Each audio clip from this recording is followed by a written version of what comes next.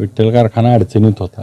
सभासदांनी मतदान रुपये आशीर्वादाने निवडून दिलं आणि कारखाना चालू झाला. पहिल्या वर्षी 7,26,000 गाळप केलं. यावर्षी देखील 10,81,000 गाळप केलं. 10,85,000 पोती साखर बाहेर पडली. जवळजवळ 4 कोटीच्या आसपास 3 कोटी 78 लाख युनिट आपण लाईट एक्सपोर्ट केली. डिस्टिलरी सुरू आहे, अजून बघायचं आहे. आणि अशा स्थितीमध्ये जप्तीची कारवाई गेली 4 महिने सुरू आहे. आणि 2021मध्ये खरी सरपेशी सुरू झाली ती. त्याच्यावर कारखाना बंद होता. आम्ही आलो निवडून. मग त्यांना गेल्या 2 वर्षात 35 कोटी रुपये आम्ही बँकेच्या भरलेत. आत्ता स्टेच्या ऑर्डर होती, बँकेने कोर्टानं ऑर्डर केली होती. त्या कोर्टाच्या ऑर्डरनुसार स्थगिती होती. पण काल 25 तारखेला कोर्टापुढं होतो आणि कारखाना चालू होता इतके दिवस. म्हणून आम्ही बँकेला स्थगिती मागतो, कोर्टाला स्थगिती मागत होतो की जप्त होऊ नये, कारखाना सुरू आहे. परंतु काल बँकेने तिथं म्हणणं मांडलं की आता कारखाना बंद झाला आणि त्या ठिकाणी ऊस गाळप संपलं आहे, गाळप हंगाम संपला आहे. त्यामुळे काल कोर्टाने स्थगिती उठवली आणि स्थगिती उठवल्यानंतर आम्हाला असं आणि कोर्टाने देखील सांगितलं होतं की तुम्ही त्यांच्याशी चर्चा करा. पण बँकेने डायरेक्ट येऊन, आम्ही आत्ता पवारसाहेबांच्या सभेत होतो आणि इथं मात्र ही कारवाई गेली. त्यामुळे आता चिंतेची बाजू अशी आहे की गाडवांमध्ये साखर आहे आणि काही शेतकऱ्यांची बिलं देणं बाकी आहे. त्यामुळं त्वरित निर्णय घेऊन बँकेशी आम्ही संपर्क साधतो आहे, वरिष्ठांशी संपर्क साधतो आहे, पवारसाहेबांशी बोललो आहे. आता सहकार मंत्र्यांशी पण संपर्क केला होता, परंतु ते दवाखान्यात असल्यामुळं आता सरकारमधल्या सगळ्यांशीच बोलावं लागणार आहे, कारण ते त्याशिवाय होणार नाही असं दिसतंय. म्हणजे अजितदादांशी असतील, फडणवीस साहेब असतील, मुख्यमंत्री असतील, यांच्याशी देखील मी पवारसाहेबांना सांगेन की बोला आणि काहीतरी मार्ग काढून द्या. त्याशिवाय कारखाना हा या तालुक्याचा कणा आहे आणि तो वाचला पाहिजे, ह्यासाठी आम्ही भूमिका घेऊ. जानेवारी महिन्यामध्ये आपला राज्य सहकारी बँकेने नोटीस पाठवलेली होती. त्याच्यामध्ये थकीत कर्ज 2019 पूर्वीचं आणि त्यावरील व्याज यापोटी कारवाई आणि चालू गळीत हंगामातली म्हणजे मागील 22-23च्या गळीत हंगामातली रक्कम भरली नाही असाही त्यात उल्लेख केला होता. आता त्याबद्दल काय सांगाल? आता 430 कोटी व्याजासहित आता MSC बँकेचं कर्ज आहे असं बँकेनं कळवलं आहे आम्हाला. परंतु हे सगळं कर्ज मी निवडून यायच्या आधीच आहे. आता ते व्याज आणि ते मुद्दल खूप वाढलं आहे.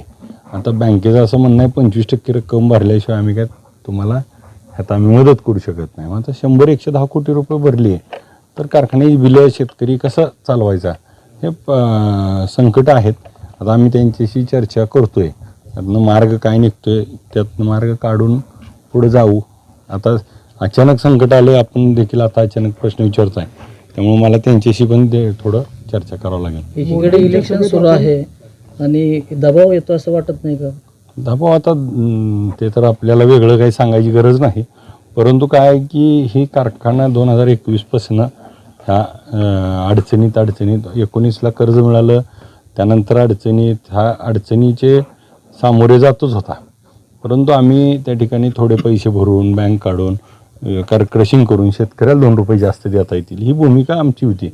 त्यातनं आम्हाला असं वाटत होतं की कारखाना चांगला चालवल्यानंतर हा शेतकऱ्याला इथल्या मदत होती आहे, 2 रुपये जास्त मिळते, सहानुभूतीपूर्वक विचार करतील. परंतु तसं झालं आहे असं वाटत नाही. किती गोडाऊन सील केले जातं सर? आत्ता तर 3 सांगितलेत ज्यात साखर होती, ते 3 गोडाऊन आता सील झालेत. आता बाकीचे अधिकारी बसलेत, आता ते काय काय सील करतायत काय साखर आहे टोटल गोडाऊनला? आता करेक्ट आकडा माहीत नाही मला, पण लाखभर पोती असतील, आता आयडिया नाही मला. नक्की माहिती घेऊन सांगतो, कारण करेक्ट आकडा सांगणं गरजेचं आहे. जुना संचालक मंडळाने थकवलेलं कर्ज आहे, त्याच्यावर कारवाई व्हावी असं आम्ही पोलीस स्टेशनला देखील FIR दिली होती. आम्ही कोर्टात देखील दाखल केलं आहे की हे जुने कर्ज ह्यांनी भ्रष्टाचार केला आहे.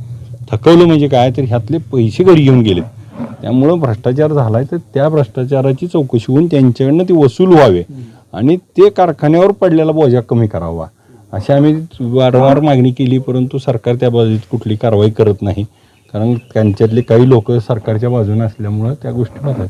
8 वर्षानंतर जवळपास विठ्ठल सहकारी साखर कारखान्याने 10 लाखाच्या पुढे गाळप केलंय. कारखाना अवसानियात निघू लागलेला कारखाना चांगल्या पद्धतीने चालतोय.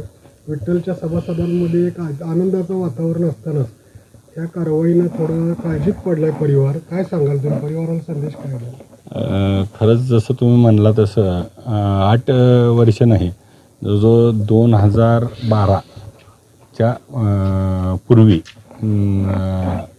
नंतर पहिल्यांदाच 10 लाखपेक्षा जास्त गाळप झालं आहे. मध्ये थोडं आणि यावर्षी इतकं वातावरण आनंदी होतं की इतिहासामध्ये आपल्या भागात 3,000 रुपयाचा भाव विठ्ठल कारखान्यानं दिला. शेतकरी खुश होता.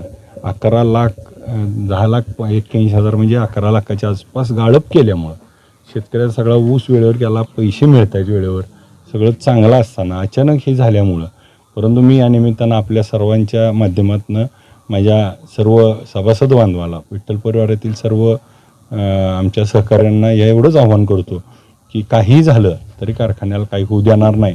वेळ पडली तर स्वतःला घाण ठेवेल, परंतु कारखान्याला काही होणार नाही याची आम्ही मात्र नक्की काळजी घेऊ. शेतकऱ्यांनी ज्या विश्वासानं मला निवडून दिले त्या विश्वासाला कुठेही तडा जाऊ देणार नाही. भले काहीही मला त्यासाठी किंमत मोजावं लागली तरी मोजील, परंतु शेतकऱ्याला मात्र त्या ठिकाणी सभासदाला कुठेही अडचणी देऊ देणार नाही.